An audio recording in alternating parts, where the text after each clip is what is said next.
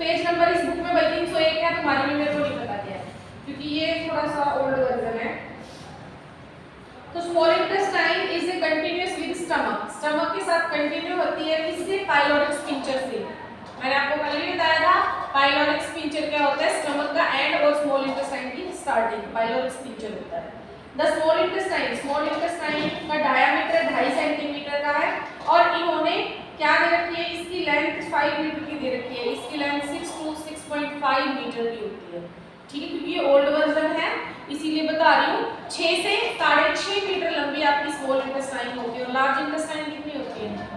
लगभग 1.5 मीटर, यानी कि 1.5 से 2 मीटर एवरेज हम लेते हैं 1.5 मीटर। तो अगर पूछा जाए लार्ज इंटेस्टाइन और स्मॉल इंटेस्टाइन में से बड़ी कौन सी है, तो स्मॉल इंटेस्टाइन है। तो स्मॉल इंटेस्टाइन क्या होती है? इस फॉर्म में होती है, ऐसे गुथी हुई होती है, जबकि लार्ज इंटेस्टाइन उसके ऊपर कवर करती है। जब भी किसी का पोस्टमार्टम होता है या कोई सर्जरी होती है तो सबसे पहले स्मॉल इंटेस्टाइन का हाथ करती है। क्यों नहीं करती है? क्योंकि वो एडजस्ट है, एकदम से ऐसे उछल के बाहर आती है। ठीक है, lead into the large intestine, और लार्ज इंटेस्टाइन तक जाती है आपका जो है इलियोइकल वॉल। तो आपकी इलियोइकल वॉल है, it is the last wall of small intestine and first wall of large intestine. आ गया समझ में? It lie in the abdominal cavity, हमारी एब्डोमिनल कैविटी में होती है, सराउंडेड बाय लार्ज इंटेस्टाइन, और इसको चारों तरफ से बड़ी आंत से क्या कर रखा है? घेर रखा है। स्मॉल इंटेस्टाइन क्या करती है? खाने का केमिकल डाइजेशन इज कंप्लीटेड। तो स्मॉल इंटेस्टाइन में क्या होता है? आपका डाइजेशन कंप्लीट होता है, जबकि जो एब्जॉर्प्शन है वो कहाँ पे होता है? आपका लार्ज इंटेस्टाइन में होता है। The small intestine comprise 3 continuous part, 3 part होते हैं आपके स्मॉल इंटेस्टाइन के। सबसे पहला है डियोडिनम, 25 सेंटीमीटर लंबा और कर्वेचर होता है। कर्वेचर मतलब कर्व, मुड़ा हुआ पार्ट होता है। द हेड ऑफ पैंक्रियाज, इसका मुड़ा हुआ पार्ट किसको टच करता है? पैंक्रियाज के हेड को। पैंक्रियाज की शेप होती है सैकूट के पत्ते जैसी। ठीक है, सिक्रीशन फ्रॉम गॉल ब्लैडर, जो गॉल ब्लैडर से सिक्रीशन निकलता है, and pancreas merge into common structure, और पैंक्रियाज दोनों मर्ज का मतलब होता है दोनों जॉइंट फॉर्म में अपने जो सिक्रीशन है इनको क्या करते हैं? कलेक्ट करते हैं। गॉल ब्लैडर आपका बाइल को क्या करता है? प्रोड्यूस करता है, लेकिन स्टोर कहाँ पे होता है? वो पैंक्रियाज में होता है। पैंक्रियाज आपको किसको? पैंक्रियाटिक जूस को सिक्रीट करता है। ठीक है, द हेपेटोपैंक्रियाटिक एम्पुला, ये है आपका कॉमन स्ट्रक्चर जो आपको कहाँ मिलेंगे देखने के लिए? स्मॉल इंटेस्टाइन के डियोडिनम में भी और पैंक्रियाज में भी मिलेंगे।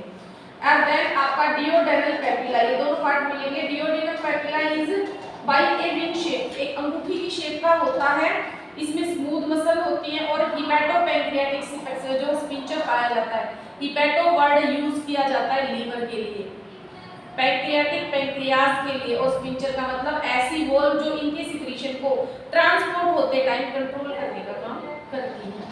जियोजिनम, middle section of small intestine, small intestine का मिडल सेक्शन होता है लगभग 2 मीटर लंबा। इलियम, द टर्मिनल सेक्शन, ये टर्मिनल का मतलब स्मॉल इंटेस्टाइन का सबसे लास्ट का पार्ट होता है जहां स्मॉल इंटेस्टाइन खत्म हो जाती है, 3 मीटर लंबा होता है। इस पे इलियोइकल वॉल होती है जो मटेरियल के फ्लो को कंट्रोल करती है। अब है स्ट्रक्चर ऑफ इंटेस्टाइन, अभी तक हमने क्या किया है? पार्ट पढ़े कौन से हैं, अब हम देखते हैं इसमें लेयर कौन सी होती है। म्यूकोसा, सब म्यूकोसा, मसल फाइबर, कौन सी लेयर आपकी स्मॉल इंटेस्टाइन में होती है? पहली बात, स्मॉल इंटेस्टाइन का काम हमारे बस में तो होता नहीं है, वॉयलेंटरी तो होता नहीं है, तो ऑब्वियसली एक लेयर स्मूथ मसल की जरूरत होती है। तो क्या है इन्होंने दे रखा है कि स्ट्रक्चर ऑफ में आपका इन्होंने दे दिया कंपोज्ड ऑफ 4 लेयर, 4 लेयर होती है। सब मॉडिफिकेशन ऑफ पेरिटोनियम, पेरिटोनियम आपको पता है हर ऑर्गन को क्या करती है? एंटीरियरली कवर करती है, पोस्टीरियरली ओपन छोड़ देती है। उसके बाद म्यूकोसा है आपकी, इसी में सब कुछ है।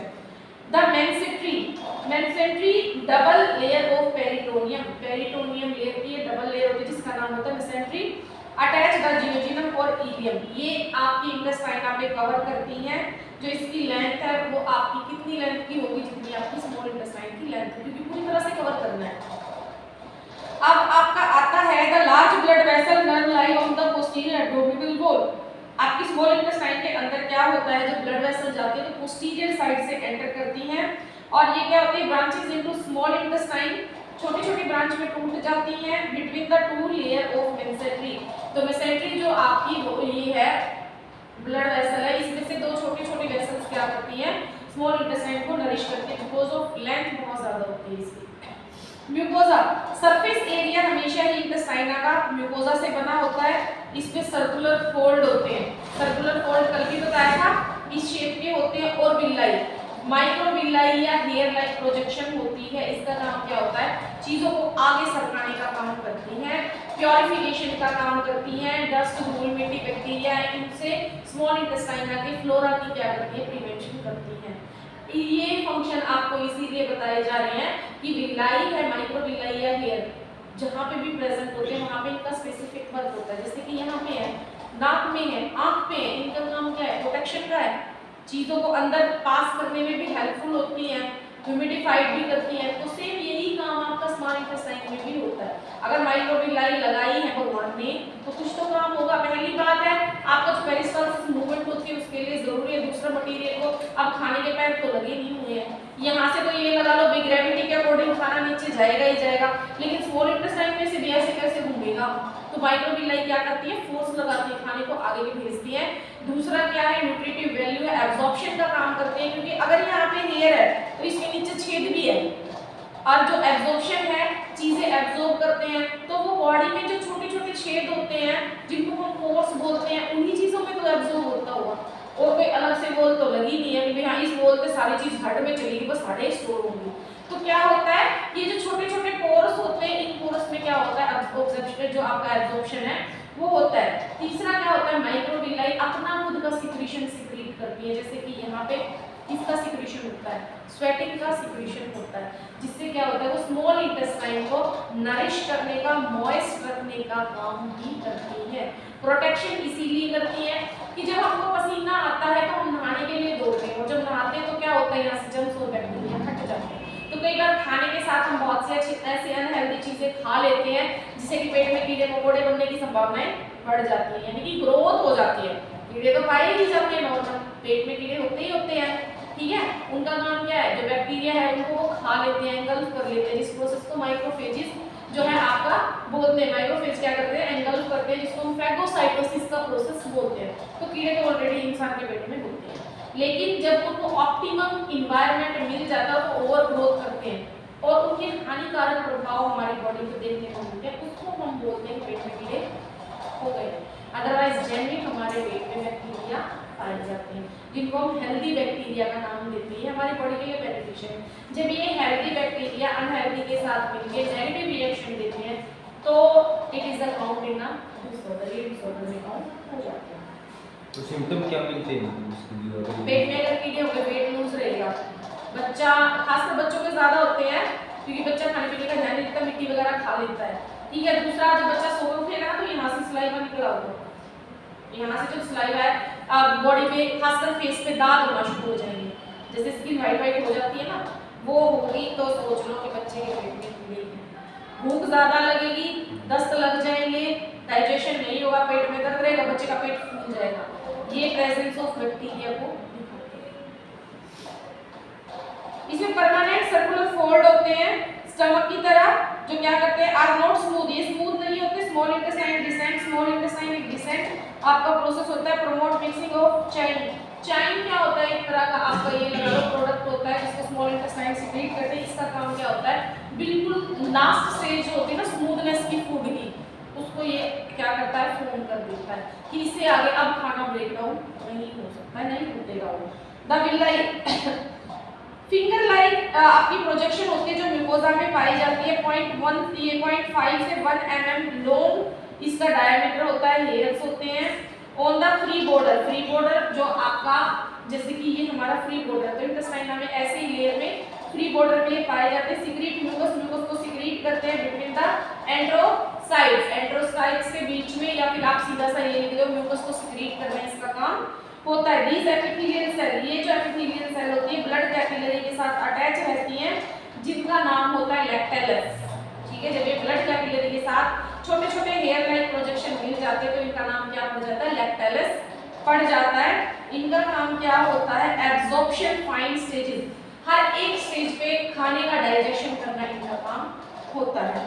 इंटेस्टाइनल ग्लैंड, कुछ ग्लैंड भी होते हैं जो इंटेस्टाइना में पाए जाते हैं बिटवीन द विलाई, सरफेस और विलाई, यानी कि ये हेयर है इसके बीच में जो जगह है उनके बीच में क्या होता है, कुछ ग्लैंड पाए जाते हैं, ये भी क्या करते हैं, अपने सिक्रीशन देते हैं और इनका काम क्या होता है, जो इंटेस्टाइन का कंटेंट है उसको लगातार आगे भेजने का यानी कि पाथवे देने का काम करते हैं। During migration epithelial cell produce digestive enzyme, जैसे ही खाना यहाँ पे पहुँचता है तो ये डाइजेस्टिव एंजाइम को एक्टिवेट कर देते हैं, जिसकी वजह से क्या होता है, इंटेस्टाइन अपना जूस निकालती है और कार्बोहाइड्रेट, प्रोटीन और फैट का मेटाबॉलिज्म या डाइजेशन अक्कर होना शुरू हो जाता है। लिम्फ नोड मत करो। ब्लड सप्लाई आपको पहली लाइन में पता चल गया था, डिसेंट्री जो आपकी होती है, नर्व होती है, आर्टरी होती है, वो इसको क्या करती है, स्मॉल इंटेस्टाइन को नरिश करती है।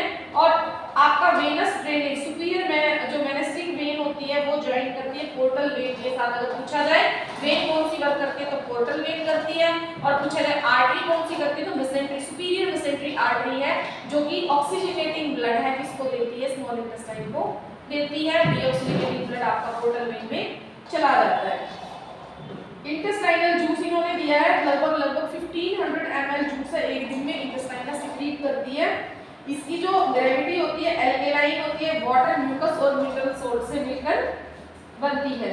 फंक्शन ऑनवर्ड मूवमेंट, लगातार पेरिस्टालसिस मूवमेंट मैंने पहले ही बताया था आपको, डाइजेशन पेरिस्टालसिस मूवमेंट में हेल्पफुल होती है आपकी स्मॉल इंटेस्टाइन। दूसरा है सिक्रीशन ऑफ इंटेस्टाइनल जूस, ये भी अभी पढ़ाया गया है इसी पैराग्राफ में कि इंटेस्टाइनल जिस जूस को सिक्रीट करती है उसको इंटेस्टाइनल जूस बोला जाता है, जिसका काम क्या होता है, मिक्सिंग या जो है फूड है उसको ब्रेक डाउन करने का काम होता है। कंप्लीट केमिकल डाइजेशन, पूरा डाइजेशन यहाँ पे कंप्लीट हो जाता है, खाली एब्जॉर्प्शन आपका पेंडिंग में रहता है। प्रोटेक्शन आपको बताया ही था थोड़ी देर पहले, प्रोटेक्टिव काम होता है। इसके अलावा आप मॉइस्चर देने का काम यहाँ पे लिख सकते हो, ह्यूमिडिटी बनाने का काम कर सकते हो, जहाँ पे भी माइक्रोविलाई होगी वहाँ पे ये प्रोटेक्शन, ह्यूमिडिफाइड करना, क्लीनिंगनेस, साफ सफाई को बनाए रखना, ये काम होता है। सिक्रीशन हार्मोन आपका जो है चिलोस्टोकिन नाम का और सेरेटिन नाम का सिक्रीशन यहाँ पे होता है, न्यूट्रिएंट को एब्जॉर्ब करने का काम करता है। अभी तक हमने पढ़ा है मैकेनिकल जो है डाइजेशन ऑफ फूड। अब इन्होंने दे रखा है स्मॉल इंटेस्टाइन में केमिकल डाइजेशन कैसा होता है। तो पैंक्रियाटिक जूस, बाइल और जो आपका इंटेस्टाइनल जूस है ये मिल जाते हैं खाने में। इसके बाद है यहाँ पे कार्बोहाइड्रेट को monosaccharide, it is a simple form of carbohydrate. इसमें ब्रेक डाउन किया जाएगा। प्रोटीन का सिंपल फॉर्म होता है अमाइनो एसिड और फैट का होता है फैटी एसिड और ग्लिसरॉल, यानी कि खाना जब तक लास्ट की तीनों फॉर्म में अमाइनो एसिड मोनोसैकेराइड में नहीं आ जाता डाइजेस्ट नहीं होगा, ठीक है। तो केमिकल में सबसे पहले खाना आया तो पैंक्रियाटिक जूस मिक्स हुआ, ये आपका एक्सोक्राइन जो आपका पैंक्रियाज हुआ, लीवर हुआ, ये कुछ ग्लैंड होते हैं जो एंडोक्राइन और एक्सोक्राइन दोनों ही काम करते हैं।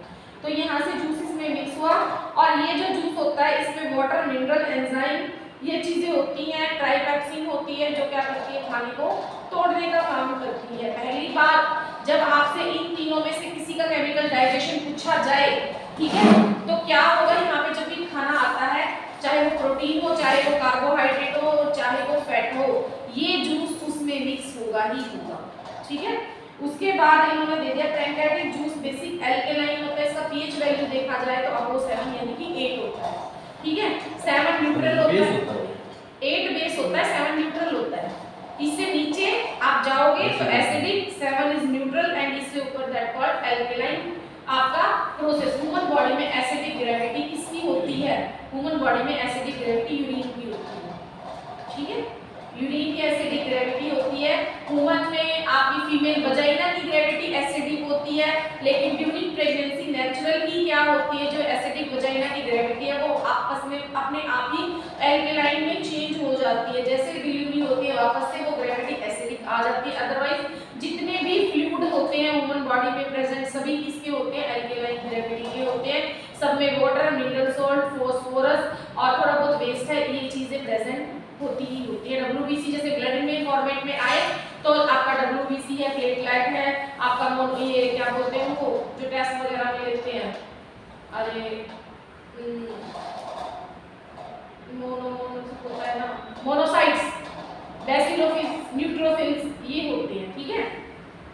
तो इसके बाद है मैं acid stomach content enter the duodenum, जैसे ही स्टमक का कोई कंटेंट डियोडेनम में जाता है पैंक्रियाटिक जूस उसके साथ मिल जाता है, यानी कि स्टमक तक क्या है उसमें HCl मिलने से खाना एसिडिक हो जाता है, ठीक है। HCl मिला, खाने को हीट मिल गई है, टेम्परेचर बढ़ गया है, लेकिन जैसे ही खाने कहाँ पहुंचा, आपका स्मॉल इंटेस्टाइन में पहुंचा, पैंक्रियाटिक जूस क्या कर देगा, उस ग्रेविटी को खत्म कर देगा और पीएच वैल्यू आपका 7 से ऊपर यानी कि 8 तक चला जाएगा। उसके तुरंत बाद this is the pH at pancreatic enzyme. ये किस वजह से हुआ है? पैंक्रियाज में जो एंजाइम है उनकी वजह से, अमाइलेज है और लाइपेज है उनकी वजह से होता है और मोस्ट इफेक्टिवली होता है। ये पूरे खाने को डाइजेस्ट करने के लिए बहुत ज्यादा जरूरी होता है। बेसिक इन्होंने जो चीज आपको बताई है, कार्बोहाइड्रेट में ये यूज होती है। स्टमक पैप्सिन ग्रैनीन देता है, आपका पैंक्रियाज है ये आपका अमाइलेज देते हैं, और लास्ट में क्या होते हैं, एंजाइम के साथ ये चले जाते हैं। मुंह में खाली सलाइवा प्रेजेंट होता है, कार्बोहाइड्रेट डाइजेशन का ये केमिकल, ठीक है। उसके बाद फंक्शन, तो फंक्शन का ही आपका प्रोटीन, फैट, जितने भी टाइप के आप न्यूट्रिएंट लेते हो उन सबको डाइजेस्ट करना। इन्होंने यही दे रखा है, digestion of carbohydrate, digestion of fat, control of secretion. कोई भी सिक्रीशन ह्यूमन बॉडी में कोई ग्लैंड करता है तो उसको कंट्रोल करने की चाबी भी उसी ग्लैंड के पास होती है, तो secretion as well as control जो वर्क है वो भी करता है। लास्ट आपका बाइलर है, इसको हम लोग कल पढ़ेंगे, ठीक है। तो small intestine and chemical digestion of small intestine, both of very important.